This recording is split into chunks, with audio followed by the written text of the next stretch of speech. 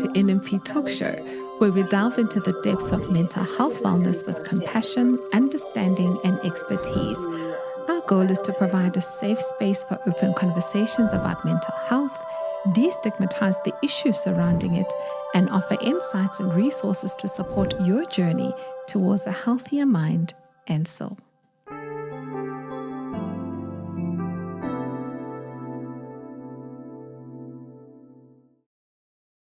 Welcome to NMP Talk Show, and today we're diving into this topic that many of us can relate to, which is burnout. And how we're going to attack this topic is from burnout to balance. In our fast-paced world, feeling overwhelmed and exhausted has become so common to us. But how do we move from being burnt out to a place of harmony and well-being? So joining us today to explain further on this, on how we can deal with this, is Dr. Santina Wheat. She's from Chicago. She's a renowned career and life coach and also a doctor. She will share insight in recognizing burnout, understanding its causes, and practical strategies to regain balance in our personal and professional lives. Whether you're feeling drained, you're feeling stressed, or simply you're seeking a healthier way to navigate your daily routine, this conversation aims to inspire and it will empower you to find your path back to a balanced life. So we want to welcome Santina. Dr. Santina, how are you doing? I am wonderful. Thank you so much for inviting me on today. It's so great to be here. Awesome.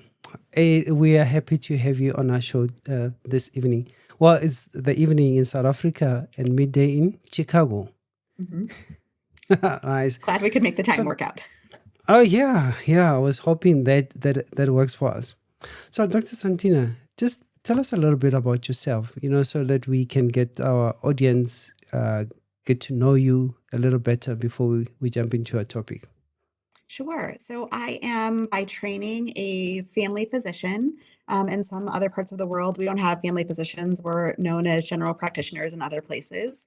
But my practice really is caring for everyone in the family, from newborns to our elderly and even delivering babies. I do everything in between.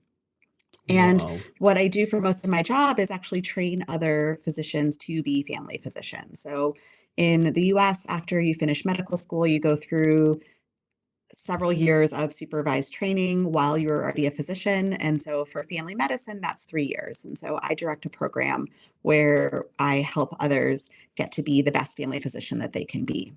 So that is my day job. I also am married and have 2 lovely daughters who do competitive dance. So I'm always busy with them. And all of this really has just led to a very busy lifestyle.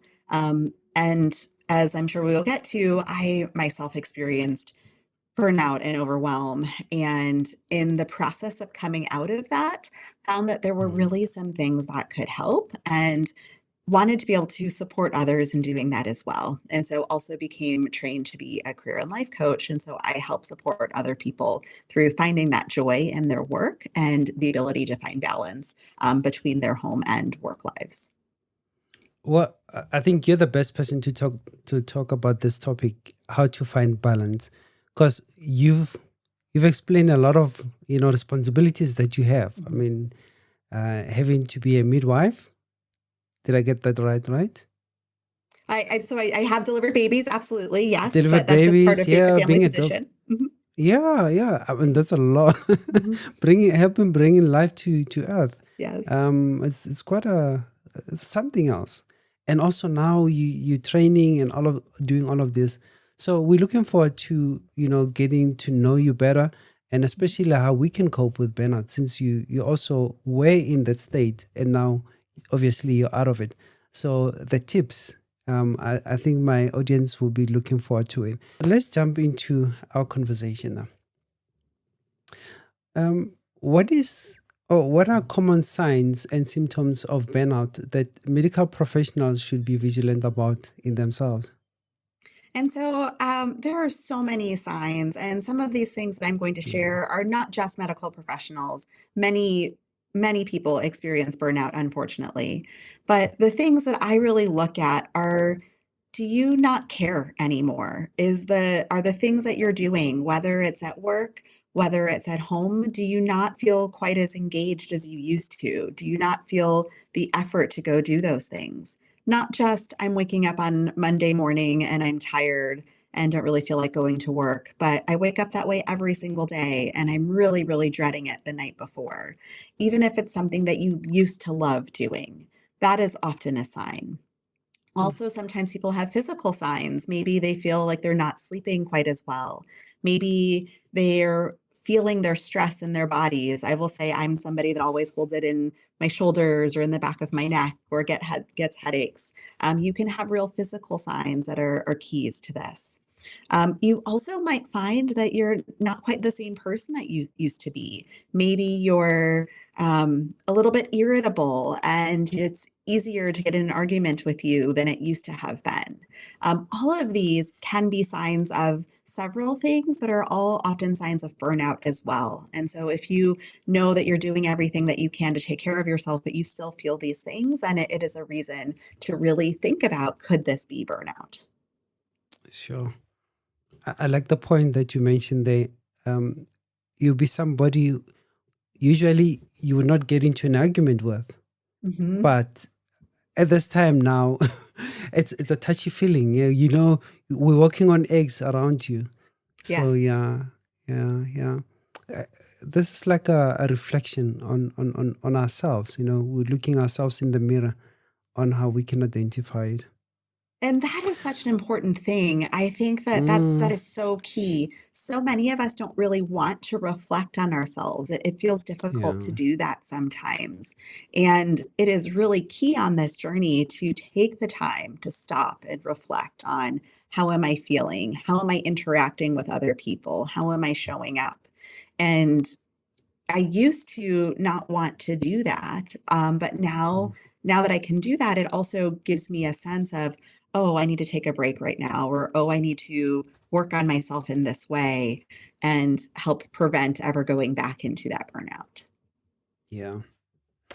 So my next question really ties into the first question, and you touched on it mostly.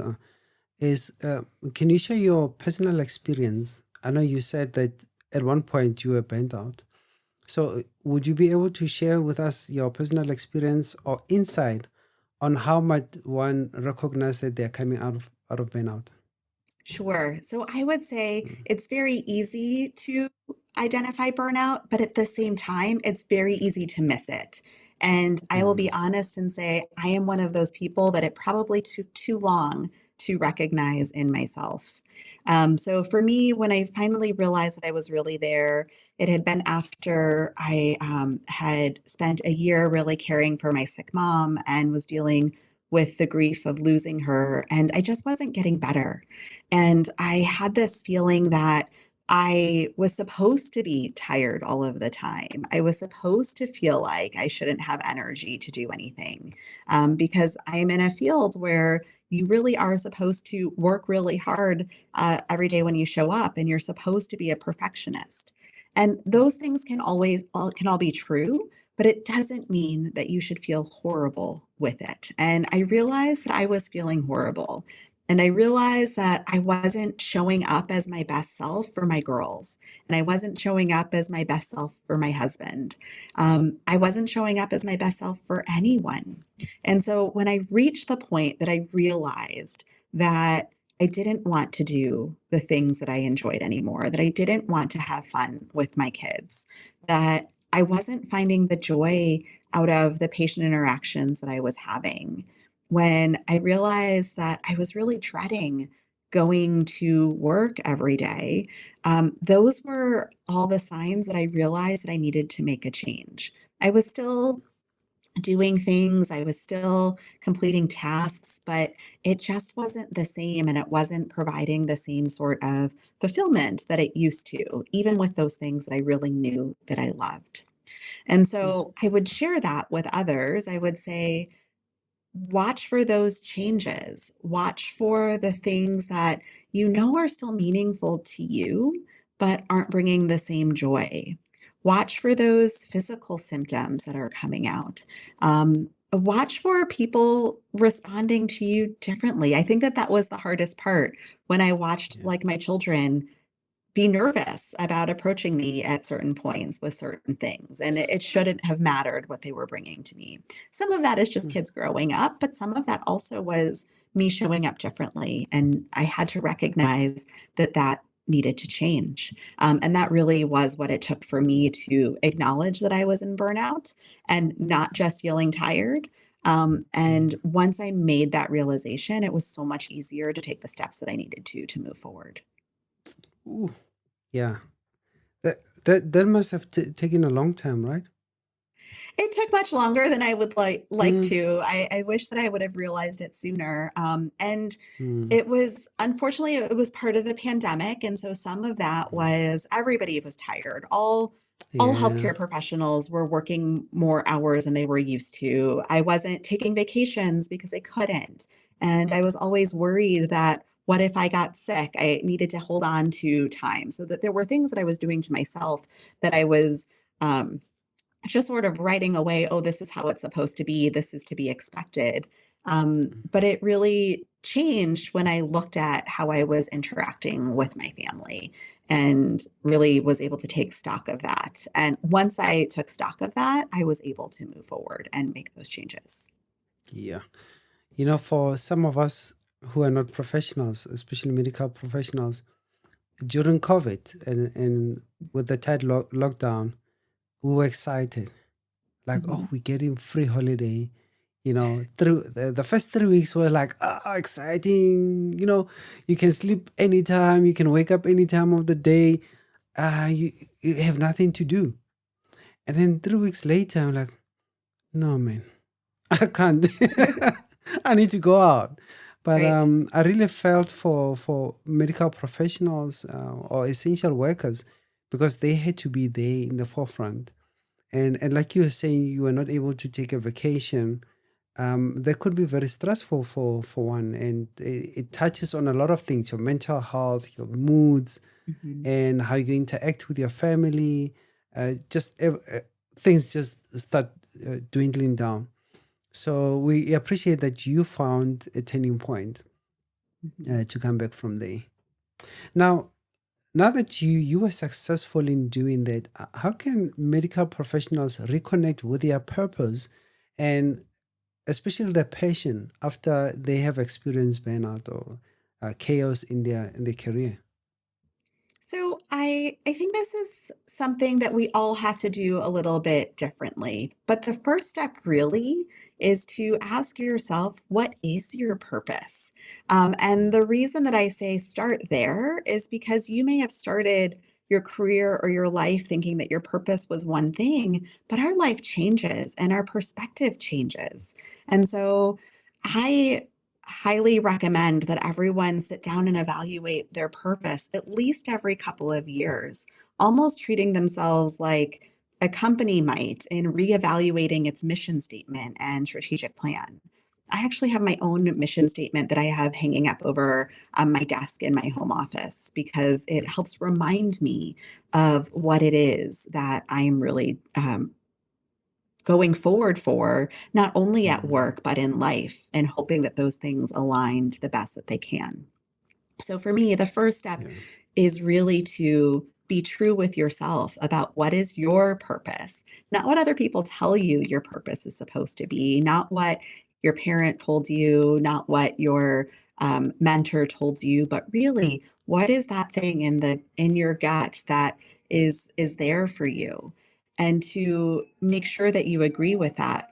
And I apologize, there's an ambulance going by. Hopefully, it's not too loud. Oh, But so starting with that and then creating a reminder for yourself. I often tell my clients to do what I do and post it over their computer so that they're seeing it every day, or mm, write a little message to themselves and make it a photo that they can do as a background on their phone or on the their phones. computer. Yeah. Something little but visual that Mm. reminds you. There's also the strategy of using like an anchor. Maybe it's a picture that you have on your phone, like on the case, or that a piece of jewelry that you wear that reminds you of what it is that you were really connected to. And for me, that purpose isn't just about helping patients, it's also about making the world better for my kids. And so that purpose is not just symbols of work, it's also symbols of my family and how I'm doing those things together. And so that was my first recommendation, is to really identify what that is for Mm, you and put it in mm. a place that you can have a reminder so that when those tough days come along, or when you're studying really hard to get to something, you can see that purpose and it can remind you of what you're doing. Awesome. So those have been your working strategies, right? Hmm. And I'm glad that you've been recommending others to do that for themselves. And when you're talking about, taking pictures, making a background on your phone, I've seen my wife would have, they call it vision board. Hmm. Yeah. So she would have a vision board, and then as a background on her phone. And at first I was like, why are you having such things here? I mean, to me, I felt like, I mean, this could have been done professionally. But if Hmm. you think about the purpose of it being there, it's not about that looking professional, but it's about reminding you of the things, the pieces in your life that you need to bring together and move Exactly. forward. So, Exactly. yeah, it's all about understanding. Yeah. Yes. So, to my audience, if you want to interject, jump into the conversation, you're more than welcome to do so. Send a message on Riverside, or you can raise your hand on Telegram, and we'll invite you to ask the questions. Not just questions, even the comments. Hmm. So, going forward, so we spoke about the strategies that you're using. Do you still have more that you would like to share, especially to the healthcare workers, in that they can manage their daily chaos and demands of their roles? Waking up early in the morning, working so many long hours could be a challenge for a healthcare worker. And if they are not planning their things, or they don't have a strategy, it could lead to burnout or chaos in their lives. So what else can you advise them to do? Absolutely. So the purpose is really just the first step. And then the next step is identifying what your priorities are. And then once you Mm, do that, you have to take a look at your day and take a look at your week and your month and your life and see what activities are you doing that really support those priorities and your purpose, and do everything that you can to minimize the things that are not in line with that. And so some of that requires some hard decisions. Some of that requires determining, am I in the right role for myself? Am I in the right role for my family? And the answer to that can absolutely be yes, and you still feel frustrated. And once you have figured that out, then it's, how do I implement small things during my day to help me take care of myself and help me honor my purpose and my priorities? And it is very easy to say, oh, well, I'm not going to worry about that right now, or I can't worry about it until life slows down. The truth is, in healthcare, life doesn't slow down. We have to keep moving. And so today is the best day to start working on how you can take care of yourself. And so sometimes that means, what is the one thing I can do today to move forward? And so that might be, today I am going to take 3 minutes in between patients to take a few moments to breathe and ground myself so that my stress levels come down. And sometimes people will tell me, oh, but I don't have 3 minutes. And you really do have 3 minutes. It might not feel like it. It might not be 3 minutes in an emergency, but maybe it's after the emergency when you can mm, take stock of yourself before moving forward. Or maybe it's mm, 3 minutes before you walk into work that day, or 3 minutes after you walk out of work that day. But you can find little chunks of time. And I really focus on the little chunks and not the large ones, because the little mm. chunks are much more Attainable, right? manageable. when you already have a Mm, busy schedule. You can start mm, with the little things. And when you can see how those little things feel good, then you can add more on. And so maybe it's just I'm going to start my day today by drinking a glass of water. And that sounds like a sort of small and trite thing. But if you can start your day with taking care of yourself, it is easier to go through your day taking care of yourself because you have already started with that step. yeah, Other things that I recommend that people do is have emergency things for them. And so sometimes I will tell people to have an emergency music album on their phone so that when they're having a bad day, they can reconnect with something that helps them. And that's something you can do many places. It could be in the car, it could be while you're walking home, it could be on your lunch hour or lunch 15 minutes, whatever it is, if you can reconnect with something that brings you back to you, then that is a good step. There's some larger strategies too of can I delegate these tasks? Can I reassign these things so that it helps me um, help somebody else grow? Can I look at what areas do I need to grow in and put in some effort and investment there? And all of those are really important, but I find that yeah. starting with just the small ones can give you a little bit of a boost to get moving. And then you can think more about, okay, what other strategies do I really need to do to bring my life back into I don't necessarily want to say a balance, but a harmony. I like that word too, of sort of where do you move sort of back and forth to find the push and pull that allows you to feel calm and joy within your heart. When you talk about taking small steps, it, Mhm. it always takes me back to a builder who's building a house.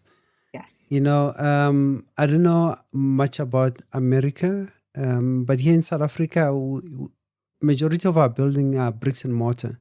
Hmm. So when you start building, that bricklayer would take only one brick at a time, Right. and they could be building a mansion of a house, Hmm. but they will take a brick at a time. So you take one brick, put it there, another brick, and so on and so forth. So, it's like in life, you have to start small, building up, and when you look back, you find that you have built a mansion. Right. So it's quite an interesting thought that you have there, and it really works. It does. It really So, does work. And mm, even if you have a large goal, I mm, recommend that people take that large goal and split it into smaller ones so that you can go mm, through step by step. Because, like you said, those individual bricks are really the foundation for getting you there. And mm, each smaller goal is feels more attainable than that bigger one. And that's true in coming out of and preventing burnout as well. It's laying that foundation for yourself to have mm. the strategies and the plan in place to keep yourself well in all areas. Yeah, yeah. So let's talk a little bit about self awareness. Mhm. Um, how is self awareness so important in identifying your burnout? If you're burnout early, or are you taking proactive steps? I That's a don't know if great I'm making question. sense there. Yeah. Such a great question. And I will say that many of the Mm, people that I work with don't have great self awareness. And so mm, I will say to them, how do you know when you're starting to feel burnt out? How do you know when you're starting to get overwhelmed? And I would say most of the time, people tell me, I don't know. And I will say, well, can you think about the pain in your shoulders? Or can you think about when your shoulders start to rise up to your ears as you get upset or nervous? Or can you think about when you stop talking to people? All of us have different cues. And mm, sometimes they can't tell me, even when we've gone through this for several sessions. And when we get to that point, I will usually ask them to ask a trusted friend or a trusted family member because sometimes and I won't just say sometimes, often, other people can view us in a way that we can't view ourselves, but they can show us what we are seeing. And so sometimes you can ask a coworker who is very close or a family member to say, how do you know when you have to start walking on eggshells with me? And when they can ask that question, I've had clients who have had friends give them an entire list of the things that they start to notice. And my client was shocked at the things that they could see. But when somebody calls your attention to it, or you can say, approach yourself with curiosity of, I snapped at that person today. What made me Mm, do that? When you can stop and ask that question, you can dig a little bit deeper into what mm, those things are. So when you see those signs, you can then move forward and say, I see this sign coming. What's going on with me? What mm. can I do to bring myself back so that I don't hit that stress point? Sure. I think that that's a difficult one to do because every one of us have this protective wall around them, So true. and and we don't want to come across being vulnerable. So asking people to give you signs or to let you know when you have a change, in Hmm. your attitude, sometimes you feel like they would then have power over you. So so That it's that is quite a good a point. yeah, yeah. It's quite an interesting fact there, right? It is, and the truth is Mm, that when you are unable to be vulnerable, though, when you feel like that, you are actually setting yourself up for more burnout because that feeling mm, of I have to be perfect all of the time is one of those mm, things that leads us there. So as a funny, little piece, one of the things that I tell people when they meet me to help them with me is I will say to them, if you notice that I'm starting to be cranky, if I'm starting to get a little bit irritable and you're not sure where it's coming from, ask me the mm, question, have you eaten recently? Because for me, that's one of my easy ones. It's one of my easy cues. If I haven't taken the time to stop and have a meal, then mm. I will sometimes start to show those things. And I have found that when I You do you that, you're it hangry. I'm hangry. That is the word You're I use. hangry. Yes. That's absolutely right. And I've been using that with my youngest daughter recently too, to tell us when Yeah, to try to get her to learn about this.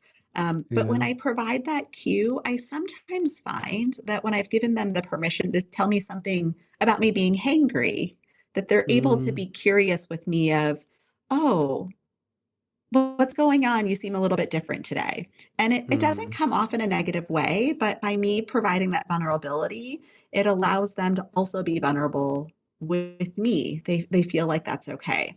Um, and when we can create a culture that allows us to have that back and forth, then it allows us all to be a little bit more balanced and a little bit mm. more well. Yeah. But that All fear that you right. mentioned, it's a real one. It is. It is, eh? Sure. I mean, it goes across the board. Even though our show is all about, medical people, Mhm, professionals, um, it works it applies to everyone. mhm. You don't have to be a professional or anything.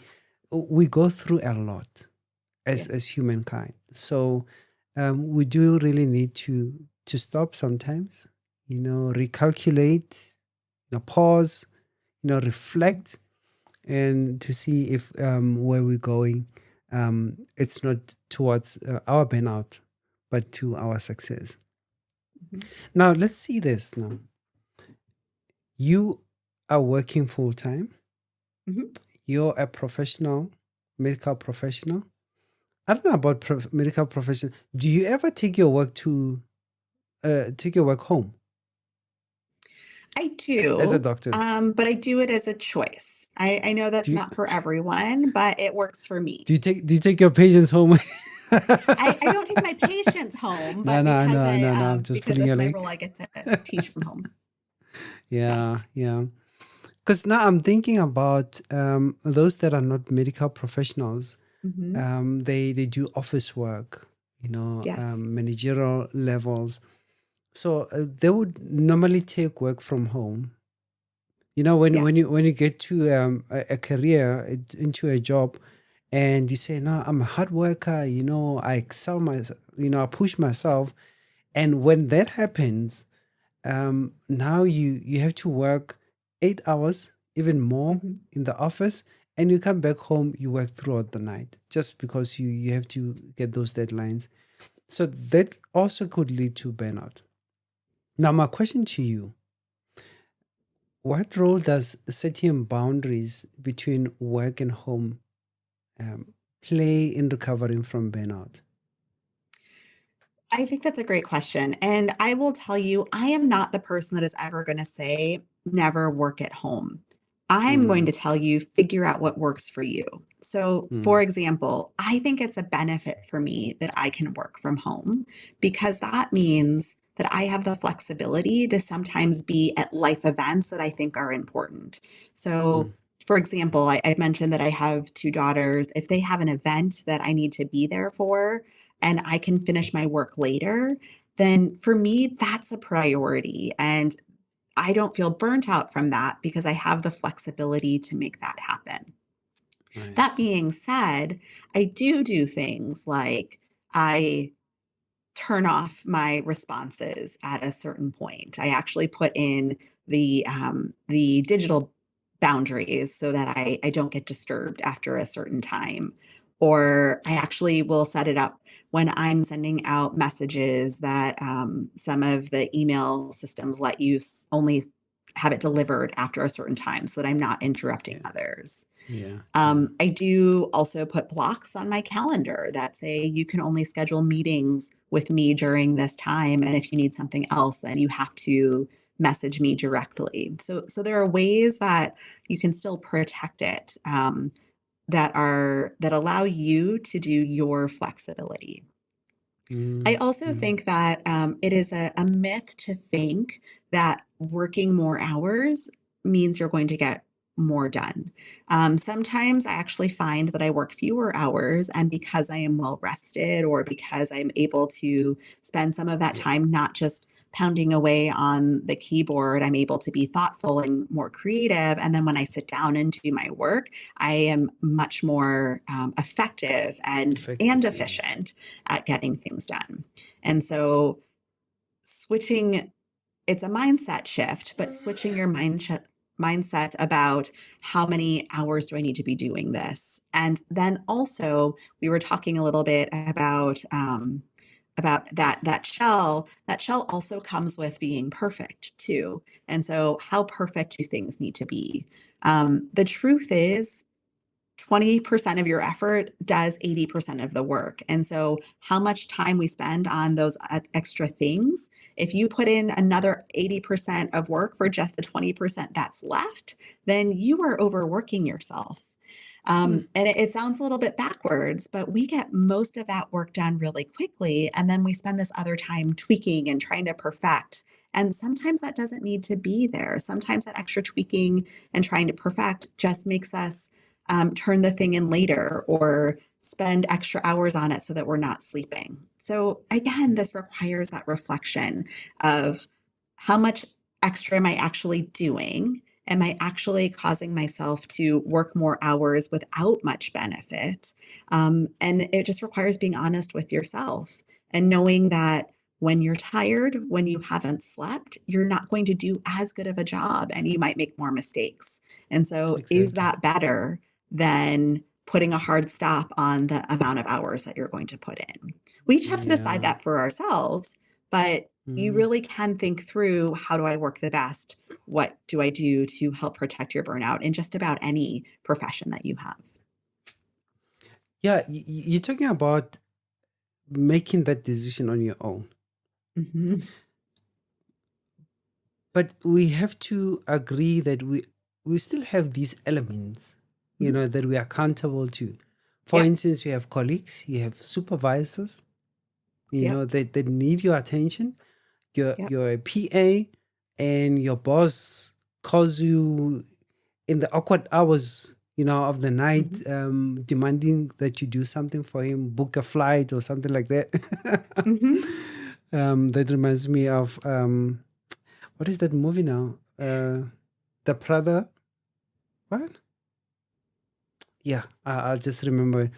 So anyway, how can medical professionals effectively communicate their needs and their boundaries to the colleagues or even the supervisors? Absolutely. So one of the things that I've run into Sorry, boundaries now is remember the devil wears Prada. yes. Yes, Sorry about that was that. a learning point for boundaries. Absolutely. Oh Um, yeah. one of the things Oh, that I have before you found join in, is that before you comment, sorry, sure, I apologize. no worries. We do have an audience Yeah. that's looking to, I don't know, comment or ask a question. Let's give them a Hilda, you can unmute yourself. Welcome to NMP Talk Show.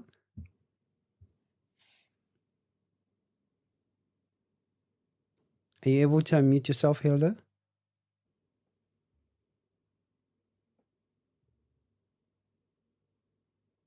Okay. We seem to be having a technical issue with Hilda's device there. Okay, Hilda, I'll keep you unmuted. If you are able to figure that out, then you can just interject. So sorry about that, Santina. You can please continue. Oh no, absolutely. I Yeah. think one of the pieces that I have found really often is that sometimes we think things are expected of us without having Mm, all of the information. And so sometimes we think that somebody is pushing on our boundaries and they don't necessarily mean to.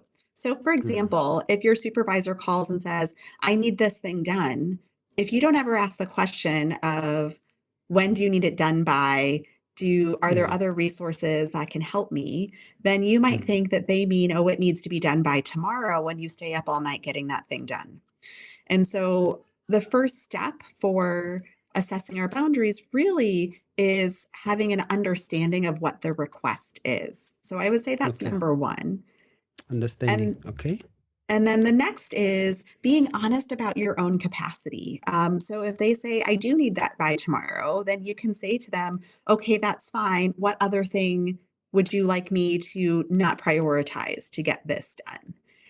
And That's a good so one. being really honest about that, I might be at my Mm, limit, or this is what I will have to do in order to make that clear, that making sure the expectations are clear on both sides can really help with that.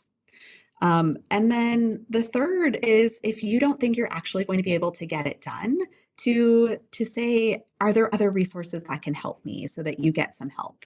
I have been surprised in my own experience of requests being made of me.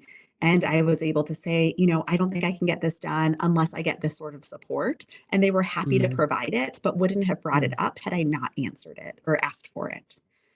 So sometimes it's really just asking more questions and asking for the help that we need and clarifying the expectations so that everyone is on the same page. I find that that's the most important first couple of things to do when you're trying to hold on to your boundaries and protect your own well-being.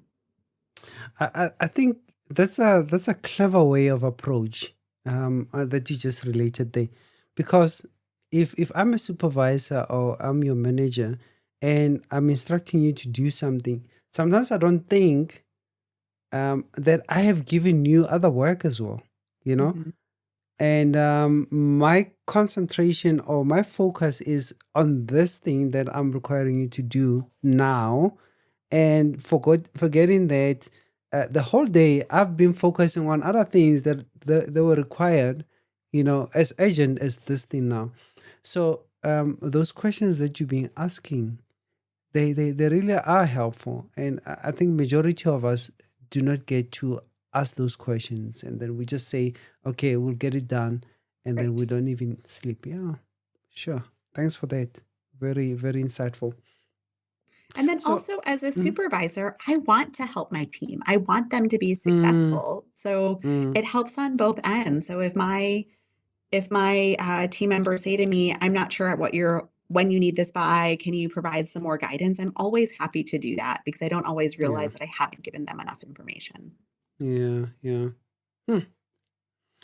So now we're talking about somebody who's now coming out of this chaotic Mhm. situation, or they are burnt out. They have exhausted every ounce of energy in them, their mental capacity, their mental well-being.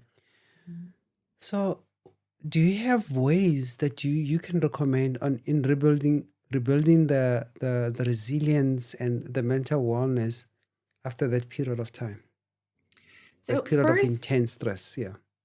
First, I will say that when you have really bad burnout, you can also Mm, have other things. You can also have depression and anxiety. And if yeah. you have those, it is important to know that all of the strategies for burnout aren't necessarily going to fix those. And so it is still Mm, important to consider treatment for depression and anxiety along the way. But when you're in burnout, I highly recommend coaching because it can help you come out of it. It helps you have a place to process and to reflect. But if you don't feel like that you can go through coaching, there are also ways that you can coach yourself. You can ask yourself, what are the things that I need right now?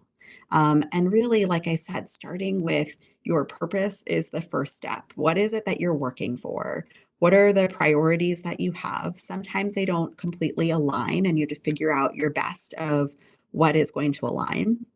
mm, And then you make a choice of how I'm going to move forward. And I actually find that for particularly anyone that is in a high stress field, a lot of us that go into those fields really like control. And just the act of saying, I'm going to do something about this and mm, I'm going to make a plan for taking these steps allows us to have some of that control. And that mm, control can be a great first step for moving forward. And sometimes that might be, I'm going to be grateful for three things today. It might be that I have the ability to walk outside for 5 minutes. It might be that I have a patient smile at me. It might be that I turned on my computer today. They can be small little things, but mm, you can take the control to have those next steps. And so I find that starting with purpose, adding in gratitude, and then adding in moments throughout your day where you can be calm and recentered are the best starting points. Because when you can do those, you provide the space to do the other things that you need to do to remove some of the chaos from your life. And if you can't remove that chaos from your life, to have better capacity to deal with it and not feel so spent by some of the chaos, because some of the chaos isn't going to go away. no, no. We just have to deal with it, eh? Yes, but sometimes we can make ourselves have better capacity to do that. Yeah, yeah, yeah. So, when should a healthcare worker consider making a significant shift in their career or their workload? So I think that I often like thinking about the 80/20s. Mm, I would ask yourself, are you spending at least 20% of your day, most days of the week, doing something that you love? If you are doing that, then that is great. And it is probably worthwhile to figure out what can you do for yourself to help you feel better throughout the rest of that 80. If you don't think you have at least 20% of your day that is things that you like or that you enjoy or that bring you energy, then it's mm, probably time to consider, is this position, is this organization, or the people that I'm working with the right ones? Because it might be the right job for you, but not in the right setting, for example. not the people. Mm, And so I would start with that, just thinking about, do I have 20%? And you might be surprised when you go through and like I really recommend that people sit down and do a time audit of their day and say, what are all of the things that I did today? And what are the things that actually brought me joy? And mm. sometimes we forget the things that really brought us joy. And if we can do that time Reflect. audit and see what those things were, then we might be like, huh, I'm actually doing things that I like a lot more Mhm. than I thought, and can refocus on what are those negative things and how can I improve those, or how can I expand upon the positives and get to do more of that. So sometimes Mm. it's just shifting your responsibilities or shifting the order in which you do your responsibilities and not totally leaving the workplace. If you can't figure that out, though, then it might be time to find a different environment because we don't, it's, in my opinion, if we can get out of environments that are making us feel bad, then that would be a good choice. The toxic places, huh? Yes, exactly. Mm. Yeah. But I still wish we could turn things around with the 80/20 and say the 80% of the things that you're doing are the things that you love, and the 20% are the things that you, yeah, well, I have to, such is Oh, life. well, don't get me wrong. I think that that is a great goal. I absolutely, I think that. But if you can at least Yeah. get to 20%, then you probably Yeah, have you're the ability to somewhere, right? shift some of that other stuff to make it better for Yeah. yourself. Yeah. Yeah. Incredible. Yes. How can organizations then support their medical staff in coming out of a burnout, or they rediscovering their purpose? So I think that there's a lot of ways that organizations can be supportive. Some of Mm, it is by doing what they can to remove the tasks that are not helpful. mm, Here in my setting, you will hear lots of physicians and other healthcare workers talk about the paperwork that is draining us. And so I yeah. really applaud the organizations that are doing what they can to minimize the Automate. paperwork and the administrative barriers that are there and allow people to do the things that they like more, which is having FaceTime with their patients, or at least that's what many Mm, people would prefer. So when organizations can support that, that is wonderful. I also find that organizations that are willing to encourage growth for their teams are the ones where there's less burnout, because it is always more meaningful, in my opinion, when you can feel like the organization is putting effort and resources into you. And so when they're able to help develop you as an individual, develop you professionally, and provide opportunities that are visible for growth, that is something an organization can do as well. And then yeah. some organizations actually are putting in the opportunities for collaboration and communication because when you can connect with others, that can also be really helpful. And they're Mm, even putting in resources for their teams to have coaching so that they can support some of their team members when they are struggling. It benefits the not just the individuals, but the organizations too, because when they have employees that are not burnt out, then they have a more effective team that they're working with. And so there really is an argument to be made that more companies should be doing this to support their teams better. yeah, I get you. I hear you, and that would be ideal. Mhm. In an ideal world, right? Yes. And we're talking about companies that are running a profit at the end of the day. Mhm. So we could be talking about healthcare, but let's be honest. Any profession. Any profession, Mhm. and even those healthcare institutions, they have to make a living. They have Mhm. to make a profit out of it. So if we're talking about profit, the thing is, if we in the calculation, or yeah, if we add in the equation the money factor, then I think How it do we do becomes difficult to care for the emotions of people. Yes. And so this is where, if you really need to make this argument, I go to what about the lost productivity of that individual who is burnt out? We Mm, already talked mm, about how when you're burnt out, you don't show up as your best self. You're not mm, producing the same quality or quantity of work.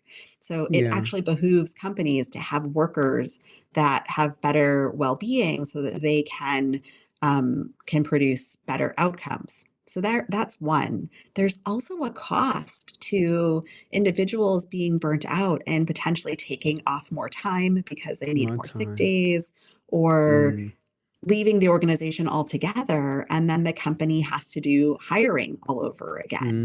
And so and being able to retraining retain and all that. someone and keep them happy is more financially is a better Sound. financial imperative for a company than to churn through multiple workers who just become burnt out and leave and then never have any they don't have the longevity with that organization. But do you think companies are doing that? I think some companies are doing that. I think more Mm, mm, companies should look at that calculus and think about that. We tend to think of what are the dollars and cents right now, but when we look at mm, it strategically and look at that turnover, some companies are realizing that it is worthwhile for them to not have to do the recruitment, redo the training, and use mm. all of those resources when they could be using those resources on retention. All right. Let's give credit to those companies. So Yes. you have that company doing that, but now you have an employee who feels stuck Mhm. in the chaos Yeah. and they're hesitant to make a change. Um, what do we do now? What advice do you have for such a person? I think that's such a great question. And what I say to people is, yes, we want companies to make changes. That is the Mm, biggest rallying cry in healthcare in the US, and I'm sure other places, is that the companies need to change. And that might be true. But I have seen people that are happy in and people that are miserable in the exact same company. So we mm, have an obligation to ourselves to take care of ourselves too. And so you can still be happier than you currently are, even if your company doesn't make changes. And so mm, what are the pieces that you can control? What are the pieces that will allow you to show up for yourself? I don't even care if you show up for them, but show up for yourself for and yourself. have the best life that you can. You have control over that. That doesn't ignore the pieces that the companies need to fix, but you still have control over you. And so, what's the one thing that you can do to take control for yourself? And Mm, sometimes that's advocating for changes in the company. But what is the one thing that you can do for yourself? sure. Interesting. Are there specific techniques or practices you recommend for the managers? In fact, for managing expectation both at work and even at home. Absolutely. I think that the biggest thing to start with is communication. Mm, Sometimes, as we were talking about before with the boundary setting, understanding the expectations and mm, communicating them and making sure that everyone is on the same page is the first step. That's true both at work and sort of what projects you're working on or what your patient care looks like for healthcare workers. That's true at home too. My husband and I, we sit down with our kids, particularly before busy weeks, and say, okay, this is what this week is going to look like. Let's talk about what the expectations are for our family. We do a little bit of a family meeting for those. So having communication with everyone who is involved is a really important strategy for letting everyone feel not resentful about the situation and yeah. ensuring that everyone is getting what they're hoping for. So Awesome. expectations are really important. And then Mm, expressing gratitude is really important. I really didn't mm, understand this one for a long time, but thanking your team, thanking your family, thanking them for showing up, even for the things that you think are the expecteds. Sometimes you don't know for your team member, you mm, don't know what happened at home that day. And so it might have been a exactly. huge effort for them to show up. And just by adding that little 2 extra seconds of thank you for doing this today, um, it can change the mood. It can change the tone for everyone that's around you. It sounds Yeah. so small and simple, but I have seen it really be game changing. And doing that at home too. Like when my kids empty the dishwasher, I say, thanks for doing that. Thank Even though you. it's their Thank. expectation, even though mom and dad told them to Yeah. do it, it makes them feel proud when they get that mm, compliment. mm.